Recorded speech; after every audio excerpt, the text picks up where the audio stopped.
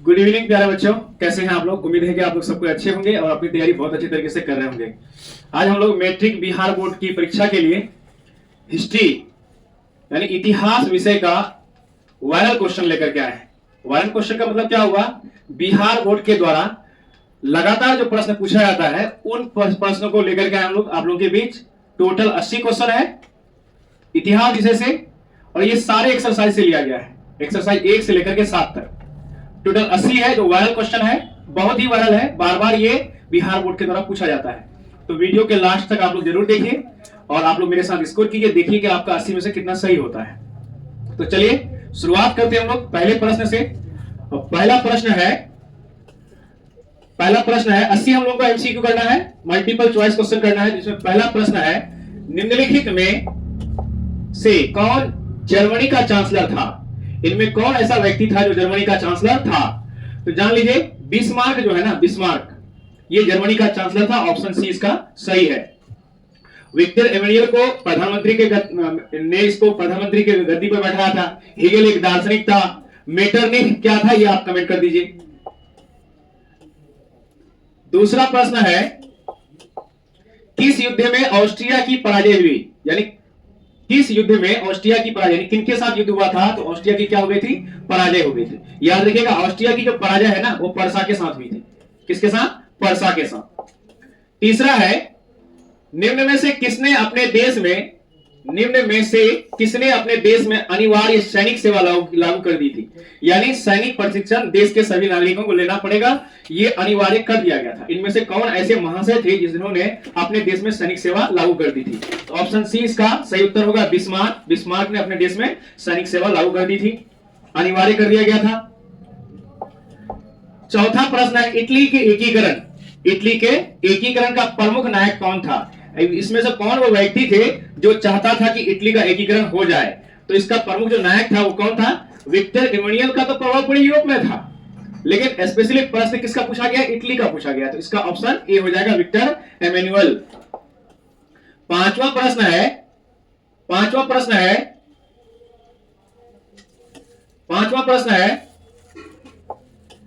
निम्नलिखित में से कौन इटली के एकीकरण से संबंधित था। कौन था जो इटली के एकीकरण से संबंधित था। तो मेजिनी भी इटली का एकीकरण चाहता था, गैरीबाल्दी चाहता था कि इटली का एकीकरण हो, और विक्टर एमेनुएल तो चाहता था क्योंकि ये सबसे ज्यादा वर्क इसी ने किया था। तो इसका मतलब इनमें से सभी चाहता था कि इटली का क्या हो जाए, एकीकरण हो जाए। तो ऑप्शन डी इसका सही उत्तर है। छठा नंबर का प्रश्न है वियना सम्मेलन किस वर्ष हुआ था। तो प्यारे बच्चे याद रखिएगा वियना सम्मेलन जो है ना 1815 ईस्वी को हुआ था, है ना। किसने वियना सम्मेलन बुलाया था, आपको पता है किसने वियना सम्मेलन बुलाया था। यानी पुरातन व्यवस्था वाले जो लोग थे ना, राजवंश वाले, उन्होंने वियना सम्मेलन बुलाया था ताकि क्या किया जाए, नेपोलियन के प्रभाव को हटाया जाए।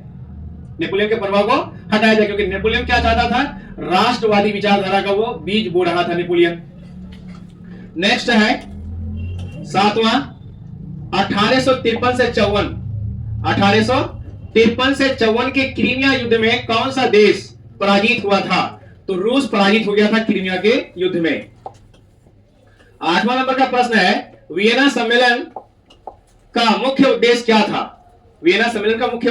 था। तो याद रखिएगा राजतंत्रों का पुनः स्थापना करना या राजतंत्रों को पुनः स्थापित करना। जैसा कि अभी हम आपको बताए कि वियना सम्मेलन जो है ना 1815 ईस्वी में हुआ था। इसको बुलाया था किन्होंने, वे लोग जो पुराने राज व्यवस्था को चाहते थे, यानी पुराने नियम अनुसार जो मतलब व्यवस्थाएं चलाई जा रही थी यूरोप के देशों में, दोबारा उन्हीं व्यवस्थाओं को लागू करना था। तो इसको हम लोग कहते हैं पुरातनवादी। ये लोग चाहते थे क्या कि पुरानी व्यवस्थाएं लागू किया जाए, राजवंश वाली व्यवस्था लागू की जाए, राजा का बेटा राजा, ये वाली स्थिति के लिए क्या हुआ था, वियना सम्मेलन बुलाया गया था। ठीक है, तो राजतंत्रों को क्या करना, पुनः स्थापित करना। 9वां नंबर का क्वेश्चन है अमेरिका में न्यू डील की घोषणा किसने की थी। तो याद रखिएगा वहां के जो राष्ट्रपति थे रूजवेल्ट, इसने ही घोषणा की थी, Franklin D Roosevelt. Option B इसका सही उत्तर है। हेगेल किस देश का दार्शनिक था, पता है ना आपको प्यारे बच्चों। हेगेल ने ही क्या लगाया था, अदालत लगाया था, और किसको दोषी माना था, अमेरिका को दोषी माना था हिंद चीन में युद्ध के लिए। तो हेगेल किस देश का दार्शनिक था, याद रखिएगा हेगेल कहां का दार्शनिक था, जर्मनी का दार्शनिक था। 11वां नंबर का प्रश्न है ग्लासनोस्ट। ग्लासनोस्ट, पहले तो प्यारे बच्चों ये समझ जाइए ग्लासनोस्ट क्या है। ये जो ग्लासनोस्ट है ना, ये आपका एक रूसी भाषा है, रूसी शब्द है ये। क्या है ये? रूसी शब्द। अब आप चाहेंगे कि इसका हिंदी क्या होता है सर? ग्लासनोस्ट क्या है? एक रूसी शब्द है जिसका हिंदी होता है क्या? उसका हिंदी होता है खुलापन, उदारवाद होना। क्या होना? खुलापन।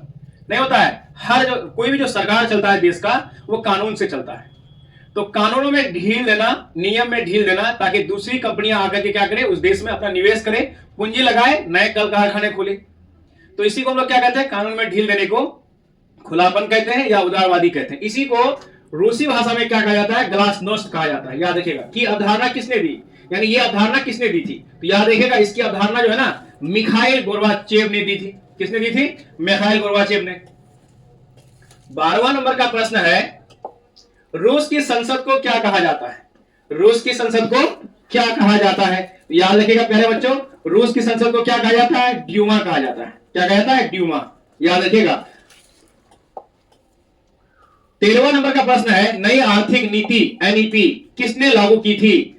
तो लेनिन जो है ना, ये रूस के थे, इन्होंने ही क्या लाई थी? नई आर्थिक नीति। क्योंकि उस समय दुनिया के सभी देश आर्थिक मंदी से जूझ रहे थे, तो उन्होंने एक पॉलिसी लेकर के आई, उसका नाम था क्या? न्यू आर्थिक नीति। किसने लागू कराया था? लेनिन ने लागू करा था। 14वां नंबर का प्रश्न है अंतरराष्ट्रीय महिला दिवस की घोषणा किस वर्ष की गई? अंतरराष्ट्रीय महिला दिवस की घोषणा किस वर्ष की गई?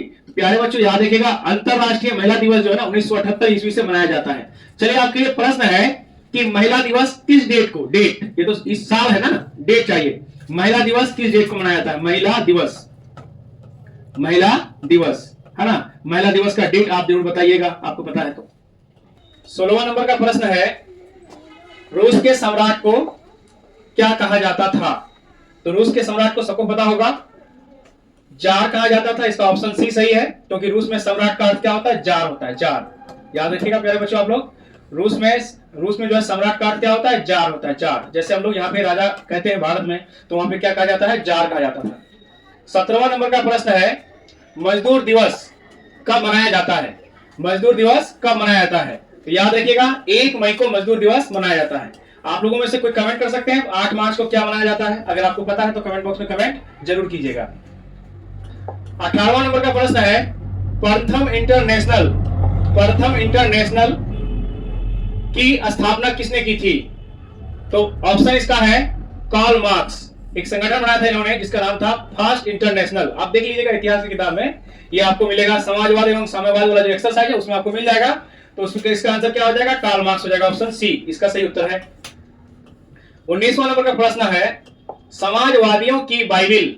जैसे हर धर्म ग्रंथ के लिए, ये हर धर्म के लिए क्या होता है? ग्रंथ होता है। जैसे हिंदू धर्म में कई किताब है, रामायण है, वेद है, गीता है। उसी प्रकार इस्लाम धर्म में क्या है? कुरान है। तो वैसे ईसाइयों का क्या है? बाइबिल है। तो यहाँ प्रश्न पूछा गया है समाजवादियों की, समाजवादी एक विचारधारा है, समाजवादियों की बाइबिल किसे कहा जाता है? तो याद रखिएगा समाजवादियों की बाइबिल जो है वो दास कैपिटल को कहा जाता है। ऑप्शन ए इसका सही है। आपको बताना कमेंट बॉक्स में कि दास कैपिटल की रचना किसने की थी, यानी दास कैपिटल को किसने लिखा था। अगर आपको पता है तो कमेंट बॉक्स में जरूर कमेंट कीजिएगा, हम आपके जवाब पर रिप्लाई करेंगे। 20वां नंबर है कार्ल मार्क्स ने किसके साथ मिलकर कम्युनिस्ट घोषणा पत्र प्रकाशित किया था? तो इसका सही आंसर है फ्रेडरिक एंगल्स, ऑप्शन सी इसका सही उत्तर है। आगे बढ़ते हैं हम लोग। हो ची मिन्ह कहां के शासक थे? इनमें से कहां के शासक कौन थे? हो ची मिन्ह थे। तो हो ची मिन्ह जो है ना उत्तरी वियतनाम के थे, उत्तरी वियतनाम के थे। 22वां प्रश्न है दक्षिणी वियतनाम में बाओदाई की सरकार किसकी समर्थक थी? यानी बाओदाई की जो सरकार थी वो दक्षिणी वियतनाम में थी। वियतनाम को अगर देखिएगा तो आपको इस तरह से मिलेगा, है ना, ये उत्तरी वियतनाम होगा और ये दक्षिणी वियतनाम। दक्षिणी वियतनाम में किसकी सरकार थी? बाओदाई की सरकार थी। वो किसकी समर्थक थी? चीन की, स्पेन की, फ्रांस की या पुर्तगाल की? तो याद रखिएगा वो फ्रांस की समर्थक थी, ऑप्शन सी इसका सही उत्तर है। 23वां नंबर का प्रश्न है उत्तर और दक्षिण वियतनाम। जैसा कि आप लोगों को अभी वियतनाम बताया, वियतनाम का मानचित्र बताया इस तरह से, ये आपका कौन है? उत्तर वियतनाम और ये दक्षिण वियतनाम है। उत्तर और दक्षिणी वियतनाम का एकीकरण कब हुआ? यानी दोनों राष्ट्रों को, उत्तरी वियतनाम को और दक्षिणी वियतनाम को एक राष्ट्र बना दिया गया। तो इसका एकीकरण कब हुआ? तो याद रखिएगा अप्रैल 1975 ईस्वी में इसका एकीकरण हुआ। 24 नंबर का प्रश्न है दक्षिणी वियतनाम में प्रथम सरकार किसकी थी? यानी दक्षिणी वियतनाम में जो है पहली सरकार किसकी बनी थी, ये बताना आप लोगों को। बच्चों अगर आप लोगों को वीडियो हमारा अच्छा लग रहा है तो लाइक शेयर के साथ कमेंट जरूर कीजिएगा, और चैनल में पहली बार है तो आप सब्सक्राइब जरूर कीजिएगा। तो इसका सही आंसर हो जाएगा ऑप्शन सी, नयो दिन मीडियम। इसी की सरकार पहली बार बनी थी उत्तरी वियतनाम में। नेक्स्ट है टोकिन। टोंकिन भी कहीं होता है, कहीं तोकिन होता है, कहीं टोंकिन है। टोंकिन फ्री स्कूल कहां स्थापित किया गया था, तो याद रखिएगा टोंकिन फ्री स्कूल वियतनाम में स्थापित किया गया था। 26 नंबर का प्रश्न है पोट्सडम घोषणा के बाद किस देश ने आत्मसमर्पण किया। पोट्सडम घोषणा के बाद किस देश ने आत्मसमर्पण किया, तो इसके याद रखिएगा जापान आत्मसमर्पण कर चुका था। 27वां नंबर का प्रश्न है हिंद चीन क्षेत्र में कौन कौन से देश आते हैं। आप लोगों को पता ही है चीन और भारत के जो सटे क्षेत्र है, जो जिसको हम लोग कहते हैं दक्षिण पूर्वी देश, एशिया के दक्षिण पूर्वी एरिया को क्या कहा जाता है, हिंद चीन का क्षेत्र कहा जाता है। इसमें कौन कौन से देश आते हैं, तो याद रखिएगा कंबोडिया, वियतनाम और लाओस इसी क्षेत्र के अंतर्गत आते हैं। ऑप्शन सी इसका सही उत्तर है।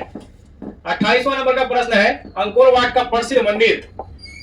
ये तो बीएससी का बहुत ही पसंदीदा क्वेश्चन है। अंकोर वाट का प्रसिद्ध मंदिर कहां स्थित है, तो याद रखिएगा अंकोर वाट का प्रसिद्ध मंदिर जो है ये ऑप्शन डी इसका सही है, कंबोडिया में प्रसिद्ध है।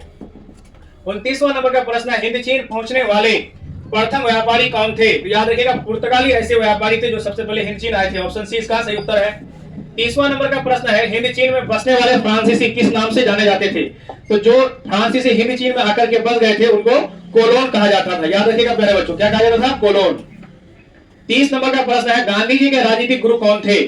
गांधी जी के राजनीतिक गुरु कौन थे, तो याद रखिएगा गांधी जी के राजनीतिक गुरु जो है वो गोपाल कृष्ण गोखले थे। ऑप्शन ए इसका सही है। 31वां नंबर का प्रश्न है निम्न में से कौन उदारवादी नेता नहीं थे।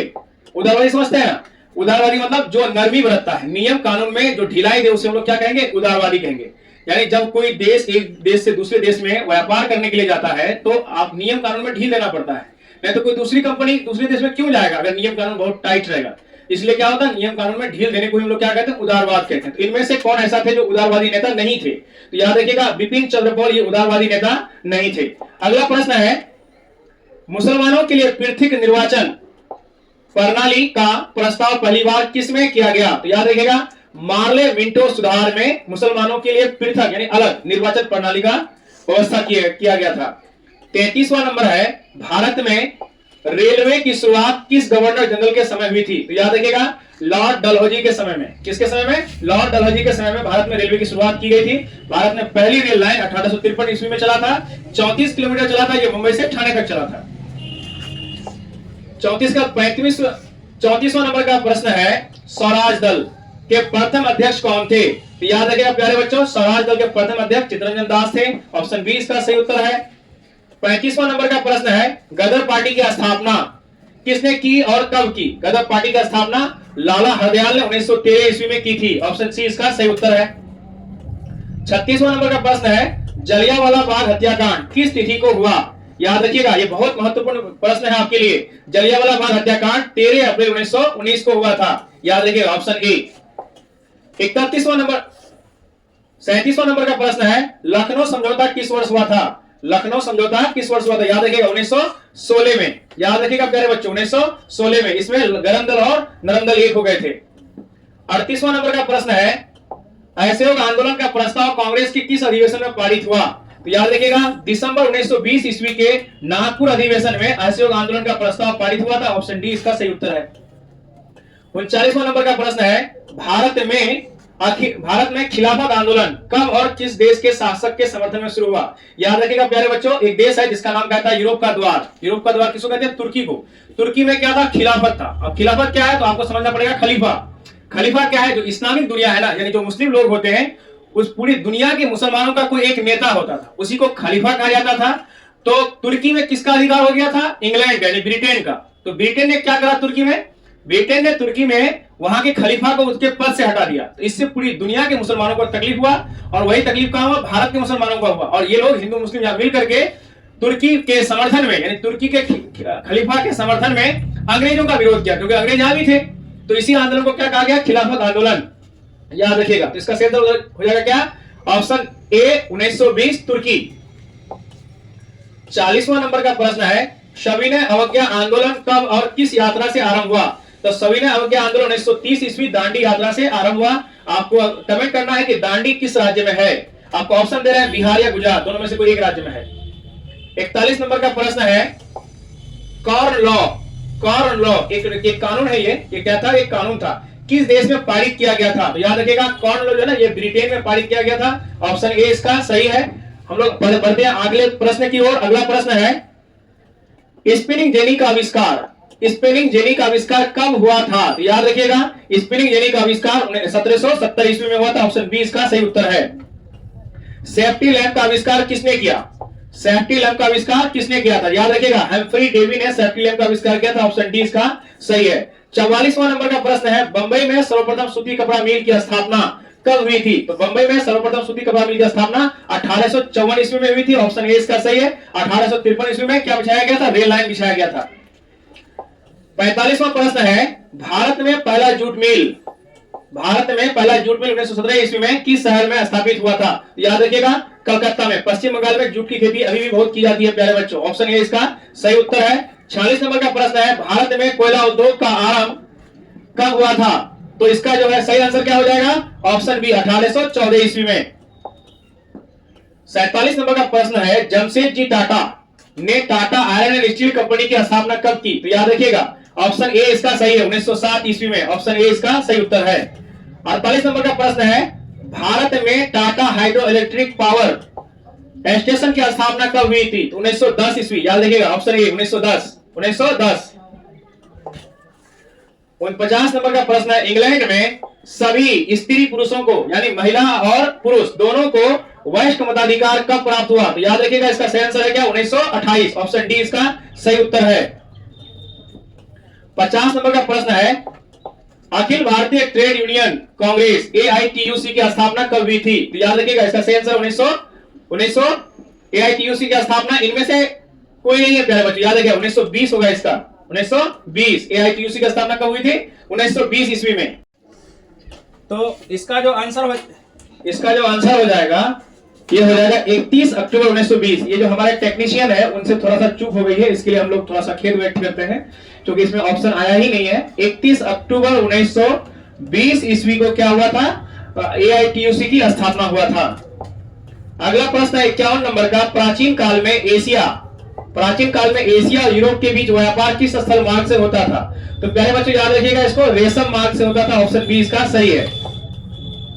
52 नंबर प्रश्न है पहले विश्व बाजार के रूप में कौन सा शहर उभर कर सामने आया? तो याद रखिएगा अलेक्जेंड्रिया। ऑप्शन ए इसका सही है। 53 नंबर का प्रश्न है आधुनिक युग में अर्थव्यवस्था के क्षेत्र में होने वाली सबसे बड़ी क्रांति कौन सी थी? तो याद रखिएगा सबसे बड़ी क्रांति थी औद्योगिक क्रांति। इसकी शुरुआत यूरोप और इंग्लैंड से हुई। ऑप्शन बी सही उत्तर है। 54 नंबर का प्रश्न है गिरमिटिया मजदूर बिहार के किस क्षेत्र से भेजे जाते थे? तो प्यारे बच्चों आप थोड़ा सा बिहार का मानचित्र याद रख लीजिए। बिहार का मानचित्र अगर आप याद रखिएगा तो देखिए गंगा नदी ऐसे प्रवेश करती है और बिहार को दो हिस्सों में बांट देती है।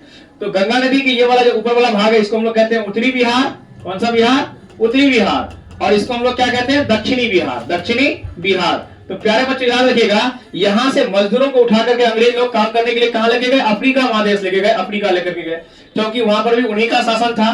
तो ये उत्तरी हिस्से से लेकर के गए, किनको उठा करके? बिहारियों को उठा करके। तो वो लोग क्या कहलाए? गिरमिटिया मजदूर कहलाए। तो आप समझ सकते हैं कौन सा आंसर सही होगा? इसका आंसर सही हो जाएगा ऑप्शन सी उत्तरी क्षेत्र। अगला प्रश्न है 54 नंबर का आधुनिक काल में विश्व बाजार का विस्तार किस समय से आरंभ हुआ? तो याद रखिएगा इसका सही आंसर हो जाएगा 18वीं शताब्दी से विश्व बाजार का विस्तार हुआ। 56 नंबर का प्रश्न है विश्वव्यापी आर्थिक संकट यानी महामंदी किस वर्ष आरंभ हुई? तो याद रखिएगा प्यारे बच्चों 1929 ईस्वी से क्या शुरुआत हो गई? महामंदी की शुरुआत हो गई। 57 नंबर का प्रश्न है आर्थिक मंदी के कारण यूरोप में कौन सी नई शासन प्रणाली का उदय हुआ? तो आर्थिक मंदी के कारण यूरोप में फांसीवादी नाजीवादी शासन प्रणाली का उदय हुआ। ऑप्शन सी इसका सही उत्तर है। 58 नंबर का प्रश्न है ब्रेटन वुड्स सम्मेलन किस वर्ष हुआ था? तो ये जो सम्मेलन 1944 ईस्वी में हुआ था। इसका ऑप्शन सी इसका सही उत्तर है। 59 नंबर का प्रश्न है भूमंडलीकरण की शुरुआत किस दशक में मानी जाती है? तो भूमंडलीकरण की शुरुआत जो है ये 1990 के दशक से मानी जाती है। ऑप्शन इसका सही उत्तर है।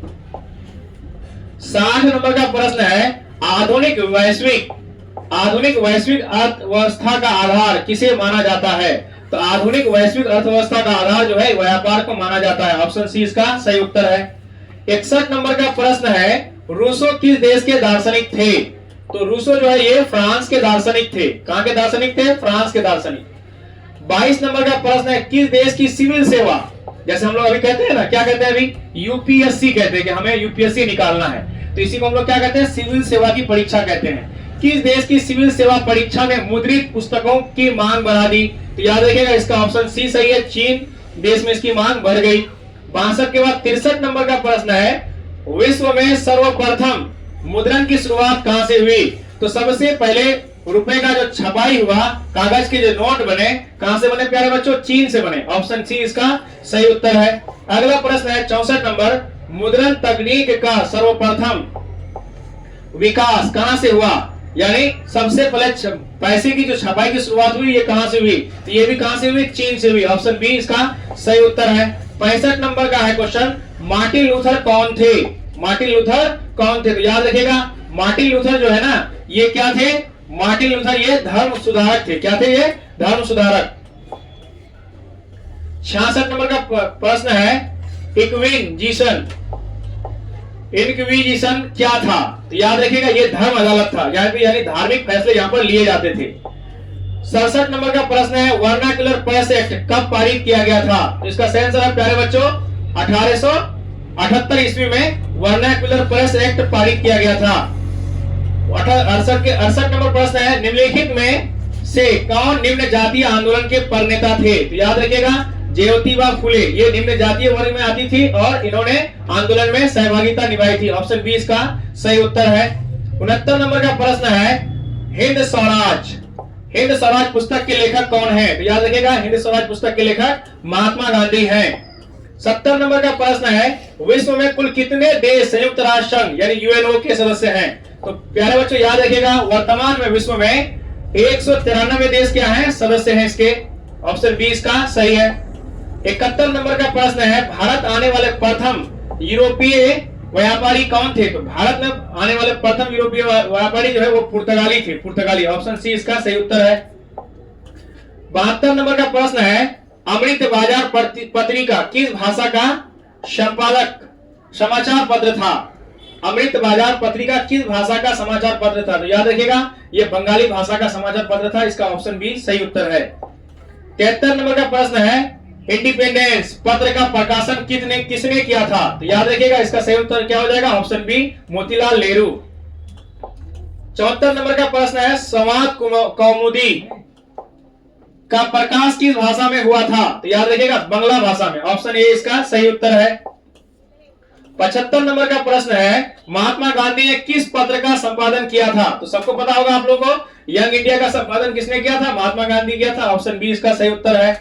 76 नंबर का प्रश्न है, किस पत्र ने वर्नाक्युलर प्रेस एक्ट से बचने के लिए रातों रात अपनी भाषा बदल दी थी? याद रखिएगा अमृत बाजार पत्रिका, इसने अपना नाम चेंज करा लिया था। ऑप्शन सी इसका सही उत्तर है। 77 नंबर का प्रश्न है, 13वीं शताब्दी में ब्लॉक प्रिंटिंग प्रेस के नमूने यूरोप में किसने पहुंचाए? तो याद रखिएगा मार्को पोलो। ऑप्शन ए इसका सही उत्तर है। 78 नंबर का प्रश्न है, गुटेनबर्ग का जन्म किस देश में हुआ था? तो याद रखिएगा जर्मनी में गुटेनबर्ग का जन्म हुआ था। ऑप्शन बी इसका सही उत्तर है। 79 का प्रश्न है, गुटेनबर्ग ने सर्वप्रथम किस पुस्तक की छपाई की थी? सबको पता होगा आप लोगों को, बाइबल की छपाई किसने की थी? गुटेनबर्ग ने की थी। ऑप्शन बी इसका सही, ऑप्शन डी इसका सही उत्तर है। 80 नंबर का प्रश्न है, इंग्लैंड में मुद्रण कला को पहुंचाने वाला व्यक्ति कौन था? तो याद रखिएगा कैक्सटन ने मुद्रण कला कहां पहुंचाया? इंग्लैंड पहुंचाया। तो आज हम लोग का 80 में से 80 क्वेश्चन सही हुए गए, कंप्लीट कर लिए गए।